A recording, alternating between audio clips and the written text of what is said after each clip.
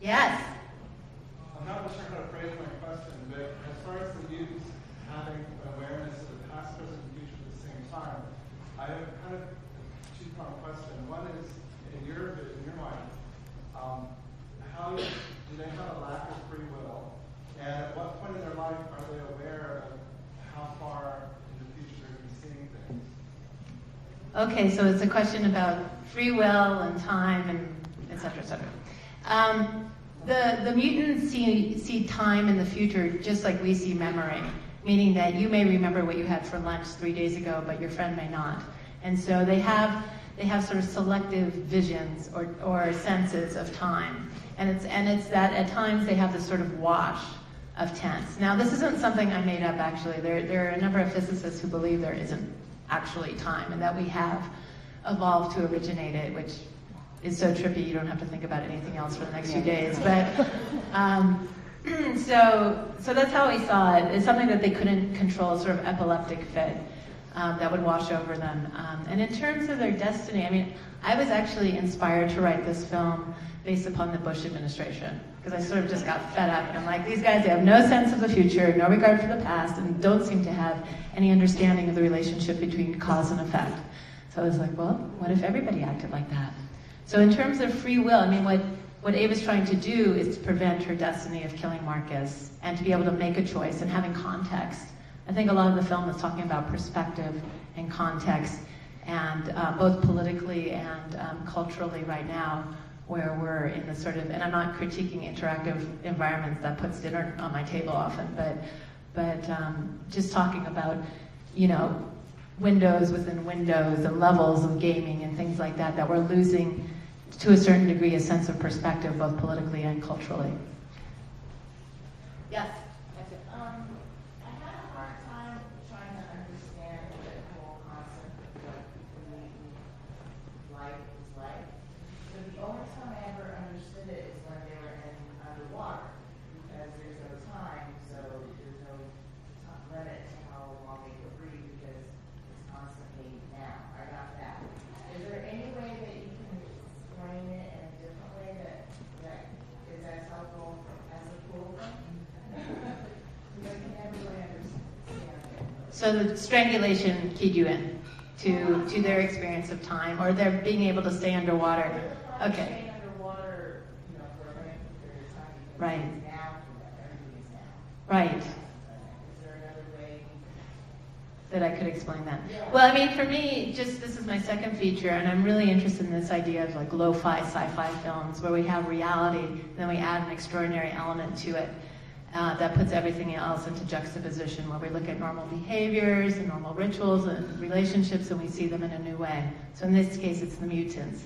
And along with that sort of process of screenwriting and filmmaking, I'm also kind of not into the Star Wars scroll that says in a land far away there were mutants, blah, blah, blah, because I really like the idea of going in. I love films where you go in, you're plunged into a world, and it's like, what the heck? What is that? So if you had that experience of wondering slowly, why are they behaving this way? Why are they so violent? Why don't they care when somebody gets mugged? Why is she spitting out the strawberries? That's all kind of my MO of showing first the behavior, what it's like to be like them, and then later after the beach, if they're getting perspective, to show what it's like to be amongst them. Yes? Since this does have a political metaphor, I was interested in the guru on the beach. So, thoughts and hints? Okay, that came directly.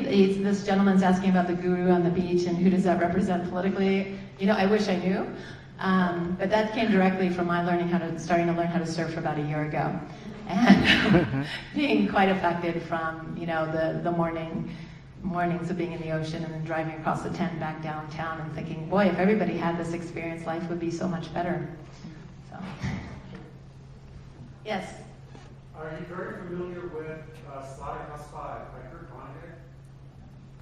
I read the book when I was maybe 14 or 15, so I know Vonnegut. I read it this week coincidentally, and it talks about the fourth dimension of time in a very, very similar way. Cool. And so one of the questions that it makes me have for you is, if There's no real power that the mutants, if the mutants can realize they have no power over outcomes, that things are pretty faded, and she seemed to be, Ava seemed to be onto something when she thought, I'll just get rid of the means of violence.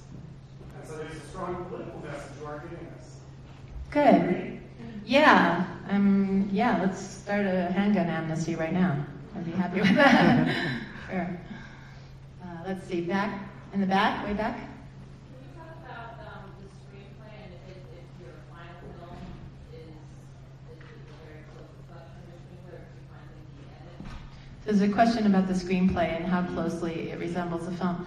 In many ways, structurally, it resembles the film. There are a couple of scenes that we really had completely different versions for, and I'll share which ones. The piñata scene, the strangulation scene, and the beach. They went through maybe each of them 3 final versions where we had to ask ourselves, what is it we need from the scene?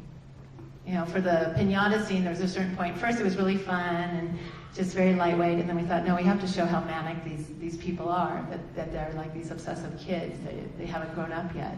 For the beach, it really had to have this transformative effect, both on the characters and hopefully on the audience. So the look of the beach and the sound of the beach were something that we came up with in editing, once we realized that we had to have that sort of meditative, hypnotic experience.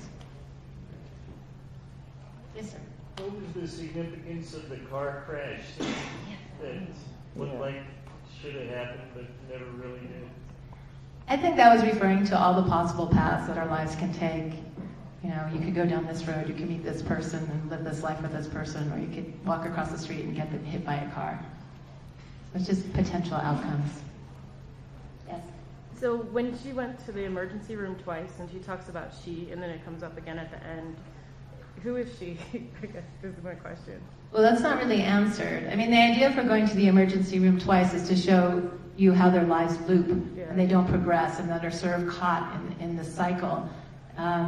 You know, I was getting really inspired by music, and so, you know, just the idea of looping and stuttering and sampling and all these things, I just felt like I hadn't really seen in a film, and so I wanted to put that experience in there.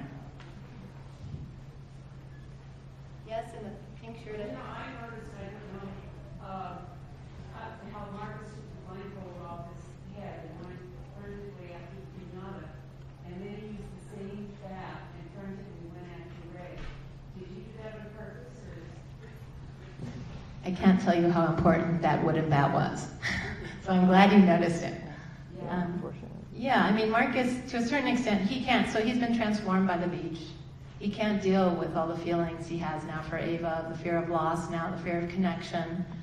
And because of that, it drives him somewhat mad. It drives him, you know, he can't deal with the anxiety. And so he forces her hand, he forces her to kill him. So, yeah, that's his way of doing it.